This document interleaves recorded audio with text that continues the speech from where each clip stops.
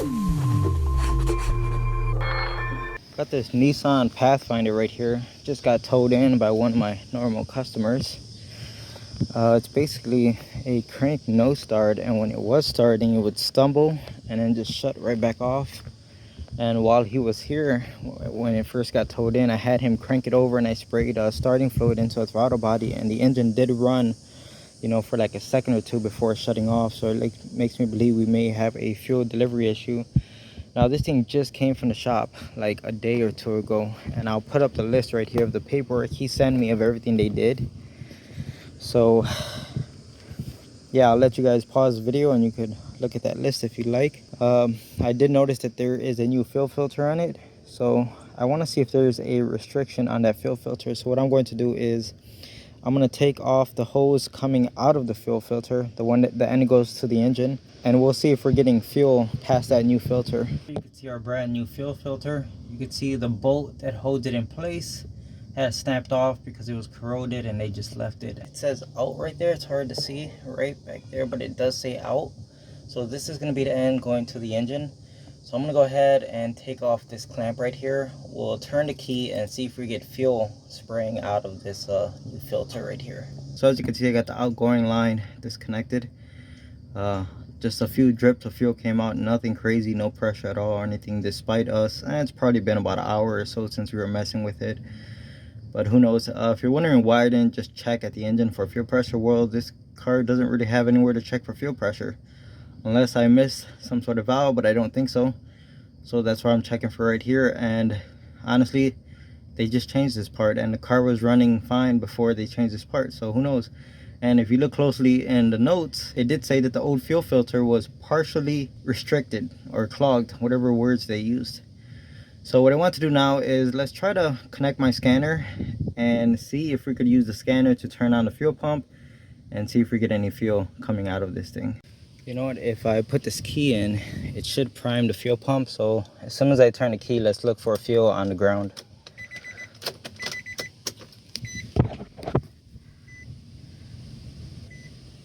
And nothing. I think I may see little drips, but that's not at all what I'm expecting from a fuel pump, especially when this thing is supposed to be priming. Here on the scanner, you can see I got the fuel pump relay pulled up. So we're gonna be doing, sorry, it's really uncomfortable underneath this truck. We're gonna be doing two things here. Number one, listen for the fuel pump to actually turn on, and keep an eye on that filter, see how much fuel we get out. Okay, so I'm gonna go ahead and turn it on now. Look at that, guys, that's nothing. I could hear the fuel pump running.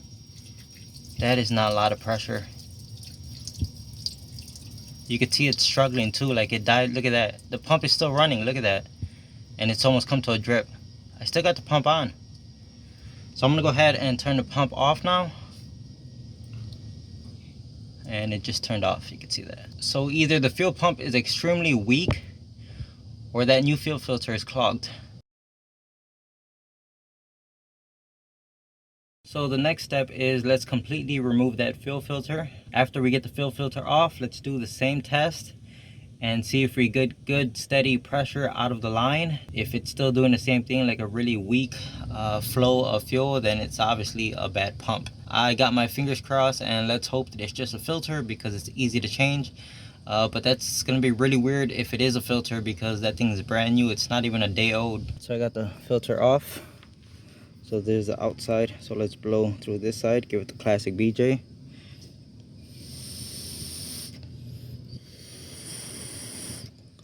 Honestly, guys, doesn't feel too bad.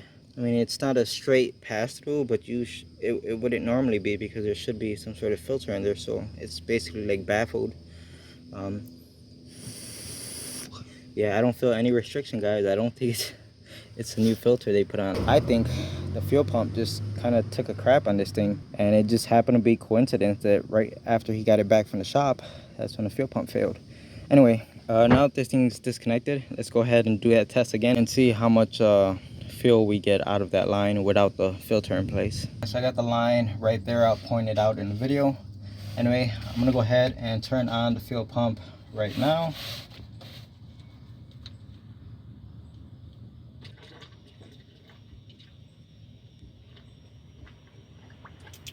That took a long time. And it's still just kind of gurgling.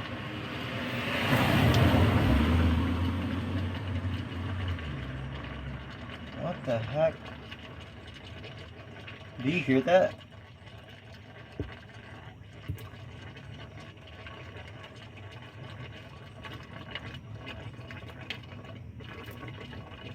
I'm gonna go ahead and turn the pump off.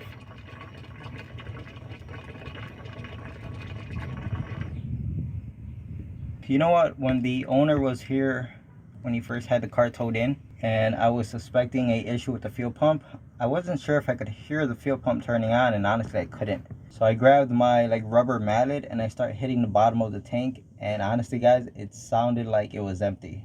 And I told the owner, are you sure this thing has gasoline? And he's like, no, I'm sure. So we looked at the gas gauge and it shows, I don't know, maybe like 3/4 a tank. But I know the fuel level sensor doesn't work in this car. And if you check the codes on it, it even has a code for the fuel level sensor. So he's aware that the sensor for the fuel level doesn't work, but he's pretty sure he knows how much gas is in the car. And he said, no, for sure, 100%. He said it has at least a quarter tank of gas in it. I don't know, man, that thing's gurgling as if it's trying to like suck the bottom of the barrel, you know, like there's no fuel in there and the pump is trying to pick up whatever it can. All right, so I got my current clamp right here on the fuse for the fuel pump. And if we go ahead and turn on the fuel pump, sorry about the glare, it's horrible. So yeah, nothing horrible, at least to my knowledge, okay? I'm no expert on any of this stuff. All right, so here goes our access to the fuel pump. I wonder if we grab our power probe and put power directly to the pump if we actually get fuel out of here, because let's not forget that we could have a power feed issue or a ground issue, you know, where the pump isn't getting the correct voltage that it needs. That could always be a possibility. So I think it's easy enough to just grab the power probe and let's put power directly to the pump right here and make sure it's still acting the same way. It still sounds exactly the same, and I looked underneath the car already, no fuel. So let's continue with removing this pump. America, America.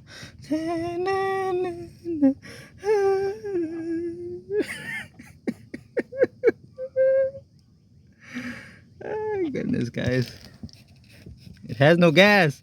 Car doesn't start. All this work, all this crap. Here's your problem, dude. All right, let me call the owner. Tell him, here's your fix right here in a container, a gasoline container. I should have just trusted my natural instinct. When I first hit the gas tank when the car came in, I told him this thing sounds like it has no gas in the tank. No, it's got gas. All right, guys. I'm sure you guys are getting a kick out of this as much as I am. It's absolutely hilarious. Despite the work I put in, doesn't even matter. The laughs were, everything was worth it. I'm gonna recommend that he still changes this pump. Why? Well, because the fact that the pump has been running for some time now, with us testing it, with him cranking it before it even got towed over here, that pump has been running dry for quite some time. Not to mention that his fuel level sensor does not work, and it's most likely a bad sending unit. So if he changes the pump here, he's going to get the reliability of a new pump. It's going to fix his fuel gauge, hopefully. No guarantees. Just got off the phone with the owner, and he got a kick out of this. He said he feels like an absolute idiot. Well, if he feels like an idiot, imagine me, okay? I'm the one who put in all the work here, only to come to the conclusion that there's no gas in this freaking thing. I had a feeling, guys, that right from the very beginning, I had that feeling. But the owner was, he was certain, okay? He's like, no, there's gas. There's definitely gas. There's no way, okay? So I took his word for it, and that's what happens. All right, so I just checked with AutoZone, and apparently they want to sell you the pump separate, which the pump is these two lines right here, and it runs down there. So they want to sell you the pump separate from the sending unit, which would be this thing right here. And they don't even offer the sending unit. This may be a part that we have to order online. And because of that, the owner doesn't have time. He'd rather just have his car back.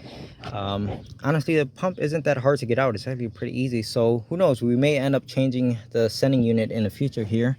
But for right now, it looks like we're going to just put all this back together. We're going to put some gasoline in it. and hopefully he'll be all set. So let me go ahead and knock this out before he gets here. It's on the floor. What do you think? Maybe like 1 gallon? Gallon and a half. Gallon and a half something. And how much you got here? I got 4 1/2. I got it's a 5-gallon one. Okay. I put about 4 3/4 in. So with 15 bucks. So with that small tank that I first put in, the car is now running just fine. All right, guys. So that's gonna be a fix for this one. It's just one of those days, huh?